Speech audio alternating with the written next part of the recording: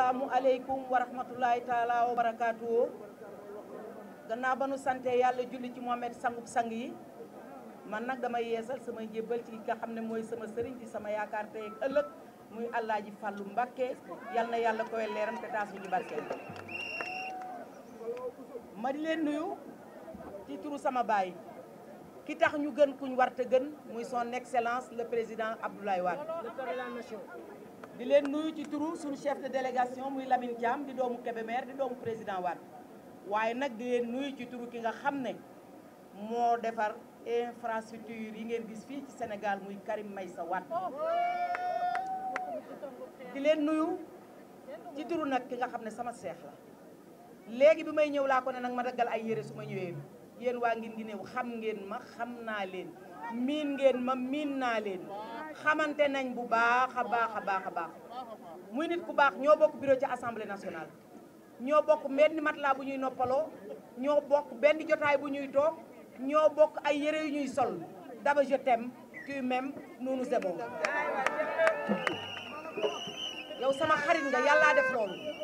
wax naa la ñi ma ñeme bëriwul mais yow bokk nga nag ci ñi ma ñeme cër bii ñu la jox yal na la jig Guinguinéo jig nu ci barke Serigne Fallou nag laa ma wax nag ne yéen waa Guinguinéo daanaka daba wax na li ci ëpp waaye yéen dund gu seer bi jaaxalu leen trop waaw bidon mu dewlin 20 litres ñu di ko jaayee 30 000 jaaxalu leen waaw ma ne saaku ceeb 25 000 jaaxalu leen waaw ma ne kañ ngeen gëj a dégg ceet wala ngeen ci seen koñ bi bu xumb jaaxalu leen far ngeen kañ ngeen gëj a dégg sama gàmmu maam wala sama këfinu maam kañ ngeen ko gëj a dégg nanu am fulla am fayda comme li may wax ñëpp képp koo xamante ni ki jox nañ la xaalis lekkal c'est l'argent du contribuable génne nañ ay milliards dul jeex yéena ko moom kenn moomu ko urne ba boo ca duggee kenn kala jox xaalis ba du ko fekke ngir yàlla libérer le peuple sénégalais sonn nañu dee nañu damm nañu tayyi nañu te kenn teguñu ko nag lu dul Nagasaki sonal nañu Nagasaki sonn nañu ma di leen ñaan daal le 31 juillet yàlla nañ ko fekkee ci jàmm ak salaam région Kaolack bu ñu xeexee ba gagné dinañ am 7 députés à l'Assemblée nationale suñu amee majorité comme ni ko opposition bi amee ca France am ko comme ni ko opposition bi amee ca Gambie da leen di leer ne premier ministre nun nooy defar suñu gouvernement waa ji du fi xaar sax nag 2024 pour wax sax ne en tout cas 3e mandat moom gas yi la page est tournée kenn du ko nangu ndax 3e mandat bu amee ku nekk boo gas pax ba mu xóot nga tëdd ca te xam ne di nga dee te kenn du la suul ku lekkul da ngay dee ku fajuwul da ngay dee ku sa doom jàngul da ngay dee ku am soxla fajoo ko da ngay dee te ki nu ko teg kenn la li nu koy wanee nag mooy fexe ba am majorité si vous faites le contraire occidentaux yi dañuy wax naan Woré Sarr guutul waxkatu Antoine Diome bi ak ñi mel ne ñoom ñooy wax waaye le président est toujours aimé au Sénégal donc prenez vos gardes allez prendre vos cartes d'électeurs il faut élire Wallu Yewwi au 31 juillet 2024 pour ñu am majorité ngir yàlla ak yonent bi Seex on veut libérer le président Karim Wade il n'a rien fait détourné wul benn xaalisu jàmbur politique rek la mas ngaa dégg yow am nga oto bu rafet kaay wax ma foo ko jëlee kenn dina ci tëj nit liñ ko dénkoon kenn épinglé wu ko ci 100 francs lekkul dërëmu ministère yi ñu ko joxoon te lu fi infrastructure Karim Wade ko def par le biais de son père moo def Grand Théâtre moo def monument de la renaissance africaine gis ngeen ba may def déclaration moo def les 7 merveilles moo def aussi nu mu tudd Blaise Diagne su ma taxawee dama naan leen waay Samba rêve devenu réalité waaye Ablaye appayage waaye Ablaye Wade yàlla na ko fi yàlla bàyyil waaye bu ko fi yàlla bàyyee yàlla na Karim Wade di ñëw ci jàmm ñu ànd ak moom campagne ak jàmm gagné ak jàmm yóbbu ko ca palais ak jàmm te Ablaye Wade fekk ko Rokhaya Diouf jërëjëf yow sama xarit nga tu es mon cœur je t'aime tu même nous aimons les Guinguinéois je vous remercie. waa département de Guinguinéo maa ngi leen di nuyu yéen ñëpp seen tur ak seen sant ko jàllale jox ko teg ko ci loxo honorable la mairesse Rokhaya Daba Diouf muy sama goro tamit ma xamal leen loolu di nuyu suñu candidat bi Modou Diop Diène xam naa ko bu baax xale bu mën liggéey la société minière buñ ko dénk mu koy doxal nu mu waree kooku nag soo leen ko falee député fii de Guinguinéo dana leen mën a défendre assemblée nationale ñun duñu wédda ci assemblée nationale maa ngi nuyu di gërëm di féliciter Yewwi Askan parce que ay góor lañu wane nañu bëgg nañu seen réew bëgg nañu seen askan xam ngeen problème Macky Sall mooy lan c'est que moom famille Faye Sall rek la bëgg bëggul keneen ku dul ñoom sénégalais yi muy Fouta muy Bawol Bawol muy Kajoor Kajoor muy waa Guinguinéo muy waa Waalo ñoom ñëpp bëggu leen loolu moom mooy dëgg amul benn yërmande ci population sénégalaise Modou Diop Guèye ñoom fi doon wax sànq seen yëfu truand yooyu ne ay 60 milliards nañuy décaissé pour ay semences ak yooyu ñoo di ko fi jaayee semence yoo xam ne baaxul ñëpp xam nañ ko eh bien dégg nga maam loolu dafa war a dakk fii ci Sénégal te mën nañ ko éliminer rapidement facilement wax nañ ko des na ci yéen le 31 juillet 2022 lillahi wa rasuli waa Sénégal bu leen xool xaalis su ñoom Macky Sall ak ñoom Mimi Touré ñu leen wër jël leen ko su leen neexee ngeen togg dexin lekk ko ba suur le lendemain matin le 31 juillet 2022 ngeen xëy dem woteel fii Guinguinéo Wallu Askan soo leen déggee loolu wax nañ ko di ngeen am ñetti député ngeen di am Ismaïla Diallo docteur maa ngi lay nuyu di la gërëm di la sant kon nag sama wax ji du gudd di leen xamal rek ne ci Guinguinéo xam naa fi ñëwoon naa fi ci campagne bi Modou Diop Guèye suñu satisfaction la ndax moom moo gagné mairie de Mbos di leen xamal nag ne fii ci Guinguinéo ouverture lay doon rek le 31 juillet 2022 suñ ko gagné am suñu majorité assemblée nationale Yewwi Askan Wi suñu majorité assemblée nationale Yewwi Askan Wi ak wàllu seen espèce de loi yooyu ñu fa voté jàllale ko par force danañ leen teggi benn par benn danañ leen teggi ñu waroon a dugg ci campagne bi bokk ci ñoom Karim Meïssa Wade ak ñoom Khalifa Sall dinañ fa mën a dugg seen loi sur le terrorisme boo xam ne da nga yeewu suba gis sa Samba booy ne kii terroriste la force terroriste la force spéciale la nga jël ko def lu ko neex maa ngi jaale famille Mankabou ñu ngi leen di jaale ñoom ñëpp soxnaam si ñu ngi koy jaale jëkkëram ñu ngi koy jaale toute la communauté Mankagne parce que la ko dal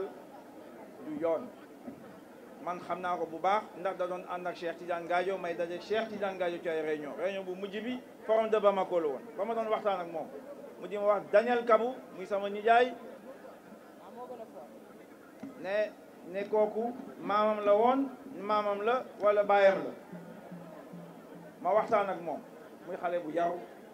bettoon na ma sax parce que am na culture générale boo xam ne bettoon na ma kooku moo nekkoon ak Cheikh Tidiane Gadio moom moo dee dans les prisons du Sénégal et il faut que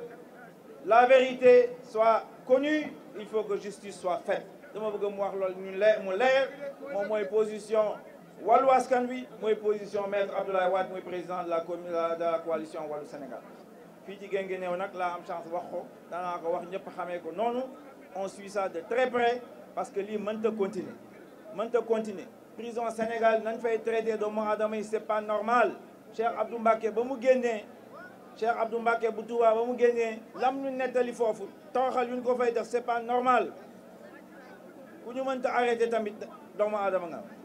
loolu laa doon wax rek ci njëlbeen Macky Sall amul yërmande ci kenn du dul famille Faye Sall bëggul kenn du dul famille Faye Sall loolu mooy dëgg gi kon nag le 31 juillet 2022 nañu góorgóorlu ñu jógee mu jóge fi su fi jógee nag suñu proposition de loi boo xam ne bureau assemblée nationale nee na duñ ko xool conseil constitutionnel nee na duñ ko xool muy proposition de loi boo xam ne dafa war a criminaliser homosexualité muy proposition de loi boo xam ne LGBT dañ ko fiy tere ci Sénégal te dafa war a am il faut qu'on protège nos jeunes de la diaspora maa ngi ko doon wax Gana Gueye fii suñ ko criminalisé woon kenn du am sañ-sañ nga ko solal mbubu góor jigéen kenn du am sañ-sañ parce que dañu xam ne sénégalais la dañu xam ne Sénégal nangu ko loolu nañu soxla fii ci réew mi incha allah le 31 juillet ak ñoom Modou Diop Guèye ñoom Ismaïla Diallo ñoom Woré Sarr ñoom Mamadou Lamine Thiam ñoom Rokhaya Daba ak su ma limee Dioum ñoom ñëpp ñu war a bokk ci liste bi ci assemblée nationale bi suñu àndee bii pas soxlawul proposition de loi si sax dana ko soxla parce que gouvernement bi du ko nangu sauf suñu gagné gouvernement bi évidemment mais loolu beneen xeex la cohabitation bi dinañ koy wax mais xeex la tamit parce que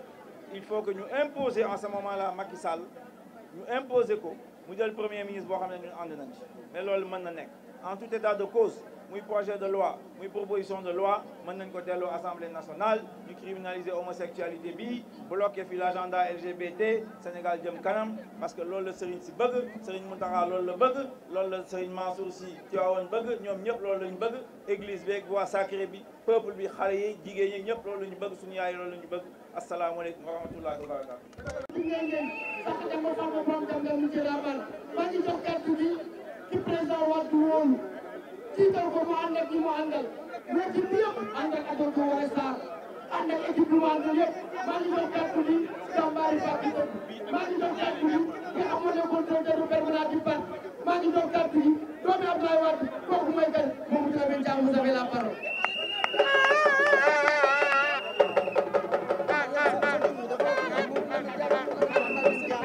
asalaamaaleykum mbokki Guinguinéo asalaamaaleykum mbokki Guinguinéo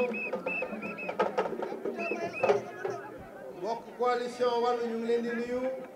ñu ngi nuyu sunu mbokki coalition Yewwi Askan Wi nuyoo yooyu nag yëpp dañ koy jël teg ko ci loxo madame le maire l'honorable député Adja Daba Diouf ñu di ko féliciter ci organisation bi mu def tey ànd ko ak waa Guinguinéo ak waa coalition bi ñuy féliciter itam comité électoral intercoalition bi nga xam ne si mi ngi ci département bi ñu ànd ak moom ak comité électoral intercoalition Yewwi Wallu bi nga xam ne si moo nekk ci biir commune bi ba ñu duggee ci département bi ba tey ñoom la ñu àndal gis nañu seen liggéey ci dëkk yi ñu aw yépp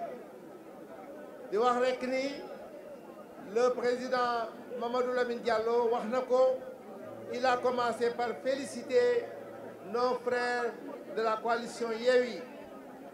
ndax seen engagement ñi ngi ciy taxaw ndax nag damay wax ni sunu alliance bi mathématique la arithmétique la 2 plus 2 est supérieur à 3 Wallu Askan Wi boo amee 2 Yewwi am 2 buñ ko boolee muy 4 Benno Bokk Yaakaar 1,5 lay am ba 0,5 loolu moo tax élection yi ñu jógee xam ngeen ni li Yewwi amoon xam nañ ko li Wallu amoon xam nañ ko boo jëlee département bi 52% la te xam ngeen ni Benno Bokk Yaakaar kon bu ñu jëlee li ñu amoon rek élection yee daaneel nañ ko bu yàgg kon waratu la ñëw kon boog la victoire est déjà avec nous dañ ko war a consolider nag biñ ko war a def mooy fexe ba nga xam ni si Wallu Sénégal li mu andi woon mu andi lu ko ëpp Yewwi Askan Wi li mu amoon mu amaat lu ko ëpp te jël ngeen engagement yi fii loolu buñ ko defee ci la ñuy amee majorité bi ñi bëgg mën a def cohabitation loolu lu ñuy andil su ma ñëwee Guinguinéo dama naan moom ak ay kel ñoo yam mooy dëkk yi nga xam ne si dëkku raay la ñu woon Guinguinéo c'était la capitale presque de cette zone fii yëpp ñun ñëpp ku judd rek ku dëkk ci raay da ngay xam Guinguinéo essor bi mu amoon ak développement bi mu amoon carrefour bi mu nekkoon ci àddina bi yëpp boo jógee Mali boo jógee foo mën a jógee rek xam nga ni Guinguinéo mooy capitale bi tey ñu xëy raay bi mel nii bokk na ci ñun sunuy projet incha allahu rabbi suñu jëlee mbir mi ci li nga xam ne si dana bokk ci li ñuy taxawee assemblée nationale dana ci bokk dekkalaat raay bi ci lu gën a gaaw ci projet prioritaire yi nga xam ne si danañ ci bokk lu ñuy waxtaane ak lu ñuy taxaw dekkalaat raay bi la ndax ku dekkal raay bi dekkal Guinguinéo du ma dugg ci mbiru agriculture bi sunu député Modou Diène wax na ko fii xam ngeen ni zone bay la bu ñu demee nag ba kenn amul jiw moo mbayee problème am na gouvernement bi joxe jiw wu bon boo xam ne si boo ko tapparñee mu def pënd li ci nit ñi am lépp ñu jox leen ko dañ ko mujj bàyyi wutiwaat waneen jiw loolu donc de indi na njàqare ci baykat yi loo xam ne si ñi ngi xool nan la récolte yi di doon ak saison bële di ñëwee loolu yëpp day wane rek cuune gi nga xam ne si régime Benno Bokk Yaakaar bi nga xam ne si moo ñu jiite am na ko ak ñàkk taxawu gi nga xam ne si mi ngi koy ñàkk taxawu askan wi loolu kon moo tax ku ci nekk rek da ngaa war a am farlu gu bees dégg ngeen di ko honorable député Woré Sarr waxee le coût de la vie wax na leen lépp fi mu toll kon boog ñun ñëpp nañu bokk taxaw def li ñu war a def sensibiliser nit ñëpp xam ni fii ci Guinguinéo bulletin wàllu lañ fiy wotee incha allahu rabbi te defe naa ni ñi bokk ci coalition bi yëpp wax nañ leen ko suñu ñëwee ko Guinguinéo nag dañuy nuyu itam sunu frère le doyen Cheikh Kassé mi ngi nii taxaw toujours je suis fier de le voir à côté de l'honorable député Daba Diouf loo ko wax mu ni wool Daba loo ko wax mu ni xaaral ma wax Daba c'est un compagnonnage de fidélité et sincère kon boog ñu ngi koy nuyu di awale ci Cheikh Kassé sunu nuyoo ci famille yëpp yi nga xam ni si famille yu biir famille PDS la maa ngi gis léegi nii doomu sunu biir le doyen Wade mu may nuyu may awale ci moom rek nuyoo ci ñëpp ñi nga xam ne si ñooy anciens yi nga xam ne si famille yi nga xam ne si ñooy anciens yi yoroon parti bi di nuyu Mbaye Touré ñi ngi aw fële tey léegi rek ñuy won la merveille de la mosquée bi mu def di nuyu Cheikh Mbacké le maire de Panel jàmbaar la ak taxawaayam gis nañ ko présenté woon nañ ko Dakar ci sunu réunion coalition bi Mbaye Touré ñu ngi lay beral nuyoo te di wax rek ni Guinguinéo est une zone prestigieuse ay doom yu am fulla yu am fayda ñoo fi am te itam yàgg ngeen dimbali Sénégal ndax yéen a daan daloo ñëpp du ma jeexal nag te du ma nuyu Moustapha Ndiaye suma secrétaire municipal bi nga xam ne si moo nekk ak man Kébémer te di seen doom te di liggéey te di ñëw mouvement bi mu yoree itam ci Sénégal yëpp mobilisé na ko pour mu nekk à la disposition de wàllu Sénégal incha allahu rabbi danañu yokk jàppale kon boog wax bi duma ko gën a guddal maa ngi nuyu ñëpp ku ma tuddul ak ku ma tudd xam ngeen ni kontaan nañu ba ñu déparé nag ba tey ma wax ko Guinguinéo moo jël paie ba ñu tàmbalee semaine bi yëpp yéen a fi ëppagul mobilisation kon ñu ngi leen di féliciter honorable député bi nga xam ne si moo liggéey ak yéen moo di yéen ñi ngi leen di encouragé di leen wax ni incha allahu rabbi foofu ngeen teg seen tànk fi ngeen ko teg ànd ak la coalition on vous félicite. Vive l'intercoalition Wallu Yewwi la victoire. Je vous remercie.